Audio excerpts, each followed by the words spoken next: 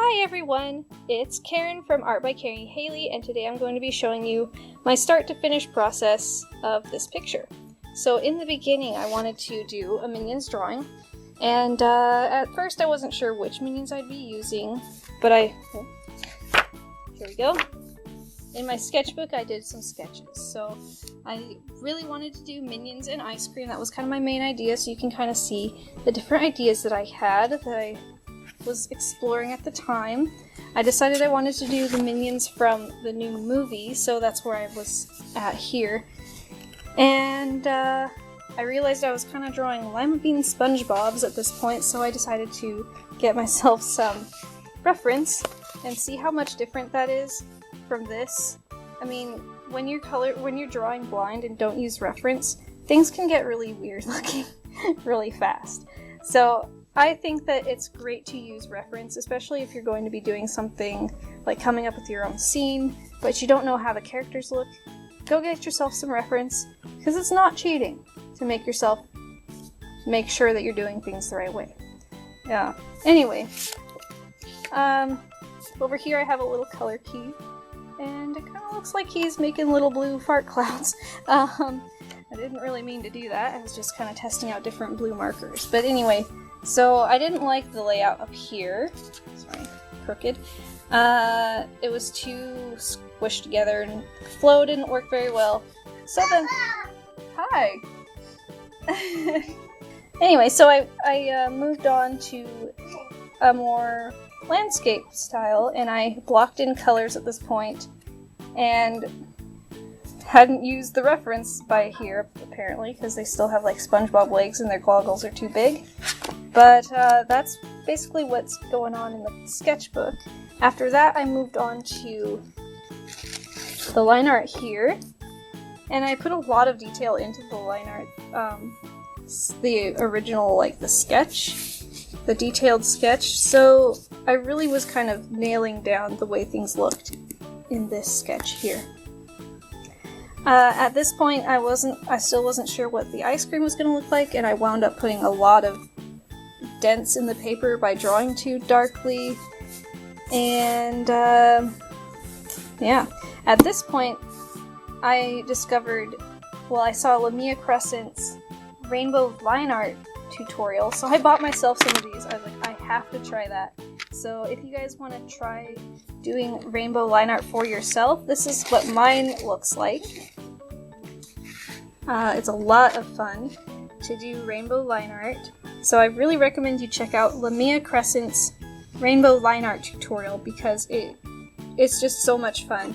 She has really good tips for trying to do this sort of line art, so if you guys are interested in checking her out, please do, because it's so much fun to try.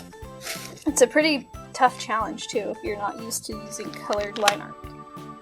I also had to trace this with tracing paper and then make my own transfer paper, so I had to use a thick graphite stick and put graphite on the back of this tracing paper in order to transfer it. So I had to trace over it again, and what I did is I traced it with a blue colored pencil. That way I knew where I had traced and where I hadn't without having to lift up the paper a whole bunch of times. Although I think I do anyway in the video. You'll probably see me do that a lot. But it just keeps the paper really clean. I wanted to keep the line art really clean because I want to possibly do a print of this, and if there's any smudges or anything like that, it'll show up, and I don't want it to be noticeable, so yeah. So anyway, that's kind of like where the beginning was. So here I am working on the detailed sketch. I knew where the characters were going to be, I knew where they were going to be placed out and all of that stuff, so all I was really worrying about was the actual details, and I wanted to make sure I had all the details that I wanted to illustrate in the line art put down on paper with graphite.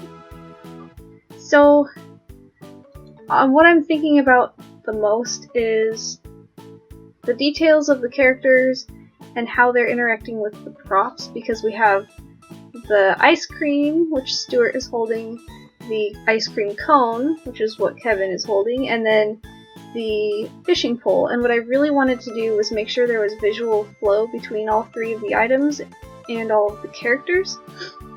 So you can kind of see how I made the ice creams, like melting ice cream is sort of coming away from the ice cream cone, and also the ice cream is pointing towards the fishing pole and the fishing line and over Stuart's head. So it kind of will, you kind of follow the eye from, say, Kevin's ice cream cone up to Stuart's stolen ice cream and over to the fishing pole, which leads your eye to Bob, and then Bob's foot is sort of pointing at Kevin in a way, and so your eye kind of comes back to Kevin.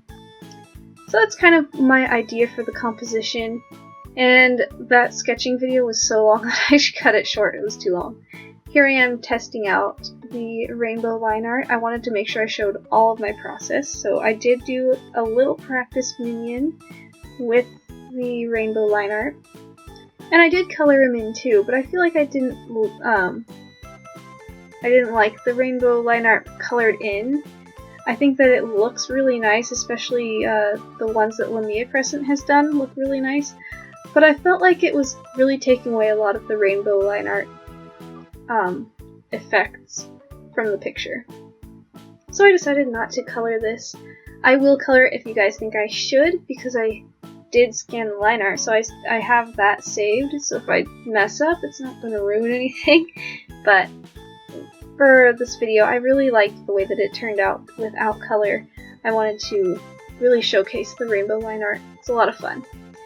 And that's kind of the challenge I set for myself in this video, was to really make it about the process of the line art. So here I am.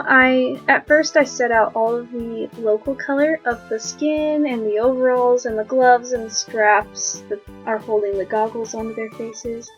And then I tried to incorporate the rainbow line art into the local color, which in retrospect is not such a good idea, because for my shading color I chose to use purple, like for the parts of the minions that would be in shadow. A lot of the shadows are kind of purple because it contrasts with yellow. And because it contrasts with yellow, it doesn't mix with yellow, and that's the local color of their skin, so I made kind of a mud color.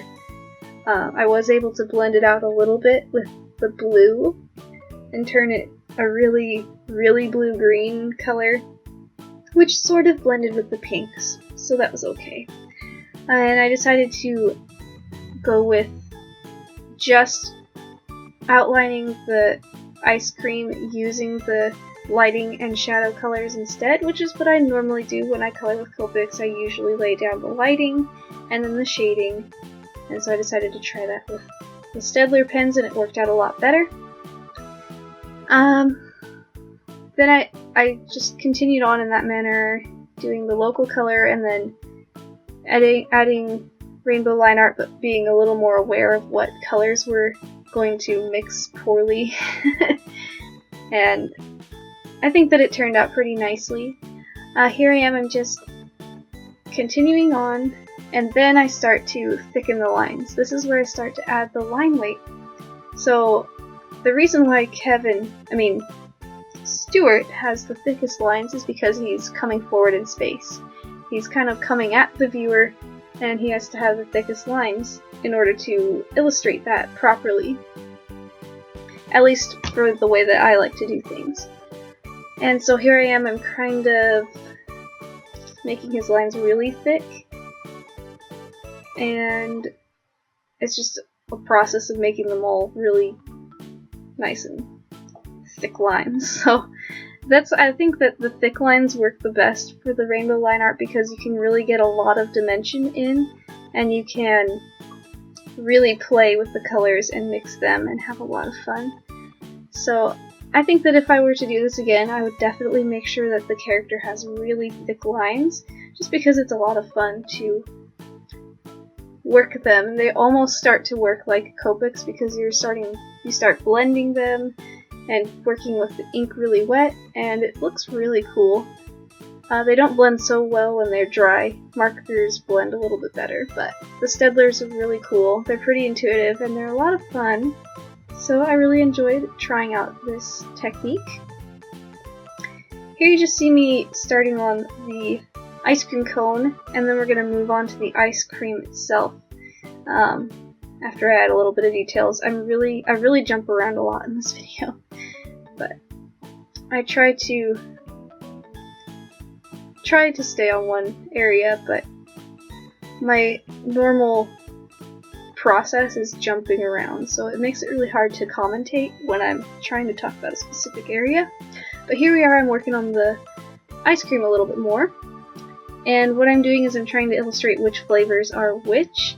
So the bottom flavor actually is Goo Goo Cluster, and I wanted to make it look kind of like chocolate, but I think I do that one last. The second flavor is going to be Rainbow Sherbet. The third flavor is caramel with pecans and praline, which is my favorite ice cream. Then the next one is strawberry, which you can see me putting the strawberries in here. The one on top of the strawberry is supposed to be chocolate mint, and then the sauce is like a chocolate or marshmallow sauce, depending on what you think it looks like. And then the very top one is cookie dough ice cream. And near the end, I add a cherry to the top, just because ice cream looks really cute with a cherry on top. So I really wanted to incorporate my top favorite ice cream flavors, I guess. So I guess this is like my Pokemon team of ice cream flavors, because there's 6 of them. But I think that the one that turned out the nicest is probably I'd say that the Rainbow Sherbet turned out the nicest looking. I tried to make the drip come off of the Rainbow Sherbet because I really wanted to continue the rainbow effect of the line art from the cone up into the other characters, and I think it looks really nice.